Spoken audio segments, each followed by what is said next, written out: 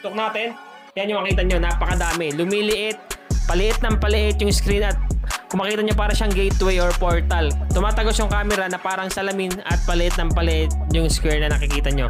So napakaganda. Yan o, tingnan nyo. Paliit siya ng paliit hanggang sa pinakamaliit na part. So medyo nakakatakot pag nilapit mo. So mga kamayatech, may papakita ko sa inyong tricks gamit yung cellphone na kahawak ko ngayon at yung smart TV natin. So ipapakita ko sa inyo ano nga ba yung mangyayari once na tinutok natin yung camera ng phone natin sa screen ng ating smart TV or television. So make sure lang napanoorin yung video nga matapos para malaman nyo kung paano to gawin at para maipakita ko sa inyo yung mangyayari once na tinutok natin yung camera sa screen ng TV natin. So eto na yun. So una, i-set up muna natin yung ating television. So hanapin natin dyan yung screencast kung meron kayo. So search nyo lang dyan sa may TV nyo. Kung halimbawa yung TV nyo is Android TV, Smart TV, or kahit yung ordinary TV, basta mayroong screencast na nakalagay. Pag wala is mag-download lang kayo dyan sa mismong Smart TV ng screencast. Ngayon sa akin is Magic Connect yung nakalagay dito kasi nga TCL itong TV. So hanapin nyo lang inyong application na screencast or Magic Connect man yan or screencast or casting. Hanapin nyo lang, click nyo lang once na makita nyo na para makapag-proceed na tayo sa gagawin nating tricks. So automatic mag-open yun syempre. So sa iba is direkta na may lalabas na dyan instruction. Dito nakalagay is logo na ganyan, yung parang TV tsaka yung cellphone. So click lang natin. Nakalagay din dito, make sure your phone and TV are connected to the same network. So ibig sabihin lang dapat same Wi-Fi connection yung TV at yung phone nyo na gagamitin.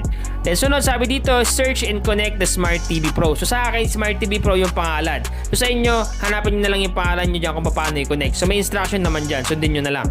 Then once na tapos na kayo mag-setup, sa cellphone naman tayo mag-setup. Hanapin nyo dyan, swipe down nyo lang, hanapin nyo yung screencast. Kung wala kayong screencast or cast na nakalagay, mag-download lang kayo sa Play Store. Once na maklik mo na yung cast, maglo-loading yan. So yan, nakalagay Smart TV Pro. Yan yung TV natin. Click natin yan at magko-connect yan. So click natin itong arrow dito sa baba, then cast, enter screen. Then sunod is click natin itong cast screen. Wait natin mag-connect yung phone natin sa ating TV. At kung makita nyo, so yan, connected na yan. Ayan na yung ating cellphone. Okay? Nakikita nyo na yung screen ng cellphone natin sa TV. So ngayon, tutok natin sa may screen mismo at tingnan nyo kung ano yung mangyari. Okay? Tingnan nyo yung mangyari ha. Tutok natin.